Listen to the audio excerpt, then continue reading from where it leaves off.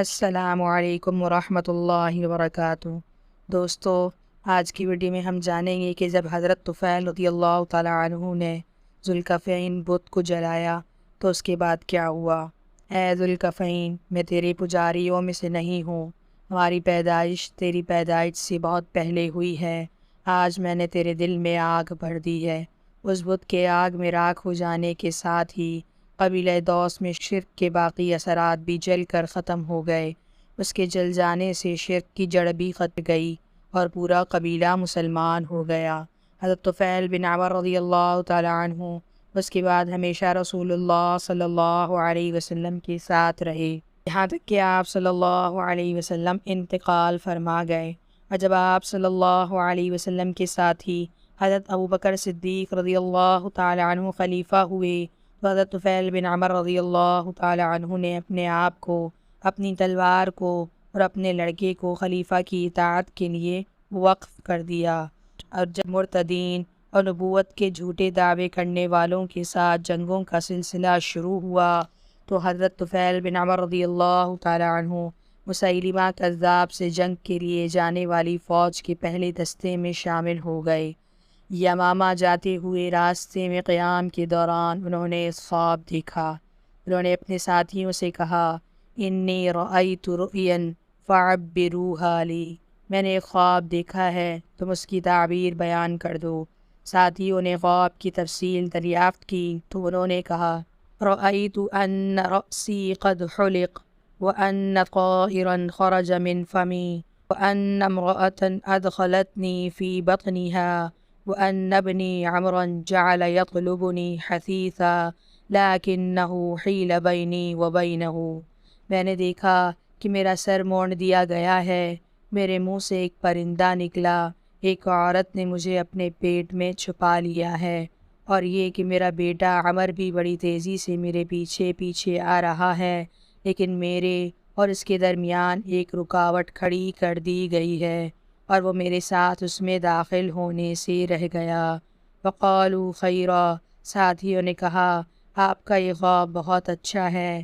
حضرت طفیل رضی اللہ تعالی عنہ نے کہا، میں نے اپنے طور پر اس خواب کی یہ تعبیر کی ہے، اما حلق رأسی فلذلك انه يقطع واما الطائر الذي خرج من فمی فهو روحی واما المرأة التي ادخلتني في بطنها فهي الأرض تحفر لي فأدفن في جوفها وإني لأرجو أن أقتل شهيدا وأما طلب ابني لي فهو يعني أنه يطلب الشهادة التي سأحظى بها إذ أذن الله لكنه يدركها فيما بعد۔ سر مونڈے جانے کا مطلب یہ ہے کہ میرا سر کاٹا جائے گا اور پرندہ جو میرے منہ کے راستے سے نکل کر اڑ گیا اس سے مراد میری روح ہے، اور عورت جس نے مجھے اپنے پیٹ میں چھپا لیا اس سے مراد میری قبر ہے جس میں مجھے دفن کیا جائے گا۔ امید ہے کہ مجھے شہادت نصیب ہوگی، اور میرے بیٹے کے میرے پیچھا کرنے کا یہ مطلب ہے کہ وہ بھی شہادت کی خواہش میں میرا ساتھ دے گا، مگر وہ اسے کچھ دنوں بعد حاصل کر سکے گا۔ یمامہ کی جنگ میں حضرت طفیل بن عمر رضی اللہ تعالی عنہ نے زبردست بہادری دکھائی، یہاں تک کہ وہ زخمی ہو کر گر گئے اور زخموں کی تاب نہ لا کر شہادت کی نعمت حاصل کی، مگر ان کے صاحبزادے عمر بن طفیل برابر جنگ میں مصروف رہے، یہاں تک کہ شدید زخمی ہو گئے اور ان کا دایاں ہاتھ کٹ کر گر گیا، اور وہ اپنے والد اور اپنے کٹے ہوئے ہاتھ کو یمامہ کی سرزمین پر چھوڑ کر مدینہ منورہ واپس لوٹ آئے۔ حضرت عمر بن خطاب رضی اللہ تعالیٰ عنہ کے دور خلافت میں ایک مرتبہ حضرت طفیل رضی اللہ تعالیٰ عنہ کے صاحبزادے ان کی خدمت میں تشریف لائے۔ اسی وقت حضرت عمر رضی اللہ تعالیٰ عنہ کے لیے کھانا لایا گیا، مجلس میں کچھ اور لوگ بھی ان کے پاس بیٹھے ہوئے تھے۔ انہوں نے سب کو کھانے کے لیے بلایا، مگر طفیل رضی اللہ تعالیٰ عنہ کے صاحبزادے حضرت طفیل بن عمر رضی اللہ تعالیٰ عنہ کھانے میں شریک نہیں ہوئے، وہ ایک طرف ہٹ گئے تھے۔ حضرت عمر رضی اللہ تعالیٰ عنہ نے ان سے پوچھا، ما لک لعلک تأخرت عن الطعام خجلا من یدک، کیا بات ہے، تم کھانے میں شریک کیوں نہیں ہوئے؟ شاید تم اپنے کٹے ہوئے ہاتھ سے شرمندہ ہو کر کھانے میں شریک ہونے سے رک رہے ہو۔ انہوں نے کہا، اجل یا امیر المومنین، جی ہاں امیر المومنین۔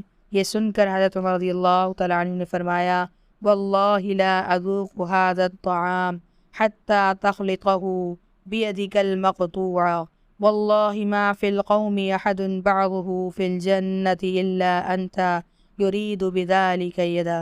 اللہ کی قسم، جب تک تم اپنا کٹا ہوا ہاتھ اس کھانے میں نہیں ڈالو گے میں اس کو نہیں چکھوں گا۔ اللہ کی قسم، اہل مجلس میں تمہارے سوا کسی کو یہ مرتبہ حاصل نہیں ہوا جس کا کوئی عضو اس سے پہلے جنت میں داخل ہو۔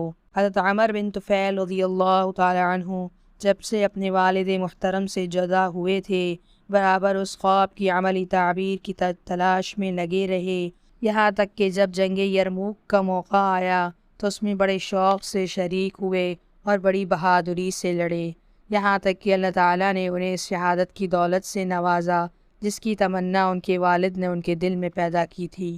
رحم اللہ الطفیل بن عمر والدوسی فہو الشہید و ابو الشہید۔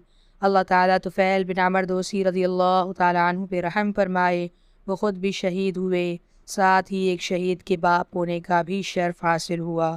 دوستو، حضرت طفیل بن عمر رضی اللہ تعالیٰ عنہ کی حالات زندگی سے ہمیں یہ سبق ملتا ہے کہ انسان کو بغیر تحقیق کے کسی کی باتوں میں آ کر دوسروں کے بارے میں بدگمان نہیں ہونا چاہیے، بلکہ اپنے طور پر اس کی تحقیق کر لینی چاہیے۔ دیکھیے، حضرت طفیل بن عمر رضی اللہ تعالیٰ عنہ کو کفار قریش نے حضور صلی اللہ علیہ وسلم کی شخصیت اور دعوت سے کس قدر بدگمان کیا تھا، جبکہ حقیقت حال اس کے برخلاف تھی۔ لہٰذا جب بھی کسی ایک طرف کی بات معلوم ہو تو اس کے مطابق کوئی فیصلہ نہ فرمائیے جب تک کہ دوسرے کی بات سن نہ لیں۔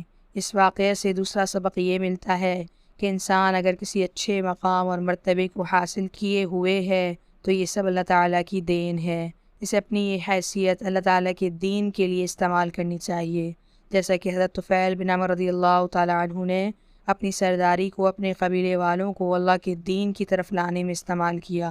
ہمیں بھی چاہیے کہ ہم اپنے دوستوں کو، رشتہ داروں کو اور دوسرے تعلق رکھنے والوں کو دیندار بنانے کی پوری کوشش کریں اور ساتھ ہی یہ دعا بھی کریں، اللہم زینا بزینۃ الایمان وجعلنا ھداۃ مہتدین۔ اے اللہ، تو ہمیں ایمان کی زینت سے آراستہ کر دے اور راہ بتلانے والا اور خود راہ یافتہ بنا دے۔ تیسرا سبق یہ ملا، دعوت کا کام بہت اہم اور ضروری کام ہے۔ صحابہ رضی اللہ تعالی عنہم اجمعین کے زمانے میں جس قدر تیزی سے اسلام پھیلا، اس کی اہم وجہ یہ تھی کہ صحابہ کرام دعا تھے، ان میں سے ہر شخص دین کی طرف لوگوں کو بلانے والا تھا، ہر شخص دین کو پھیلانا اپنی ذمہ داری سمجھتا تھا۔ حضرت طفیل رضی اللہ تعالیٰ عنہ کی ان الفاظ پر ہمیں غور کرنا چاہیے۔ جب انہوں نے واپسی کی اجازت لی تو فرمایا، انا راجع الیہم وداعیہم من الاسلام، میں واپس جا کر انہیں اسلام کی دعوت دوں گا۔ اسی دعوت کا یہ نتیجہ ہوا کہ اللہ تعالیٰ نے ان کی اس دعوت کی محنت کے نتیجے میں ابو ہریرہ رضی اللہ تعالیٰ عنہ کو ہدایت عطا فرمائی۔ لہٰذا ہم بھی دعوت کے کام کو اپنی ذمہ سمجھیں اور اسلام پھیلانے کی محنت کریں تو اللہ تعالیٰ انشاءاللہ تعالیٰ ایسے لوگوں کو ہدایت نصیب فرمائیں گے جس سے دین خوب پھیلے گا، پھولے گا۔ اللہ پاک ہمیں بھی دعوت کا کام کرنے کی توفیق عطا فرمائے۔ وآخر دعوانا ان الحمدللہ رب العالمین۔ دوستو، اگر آپ کو آج کی ویڈیو پسند آئی ہو تو اس کو لائک کر دیں اور چینل کو سبسکرائب کر دیں۔ السلام علیکم ورحمۃ اللہ وبرکاتہ۔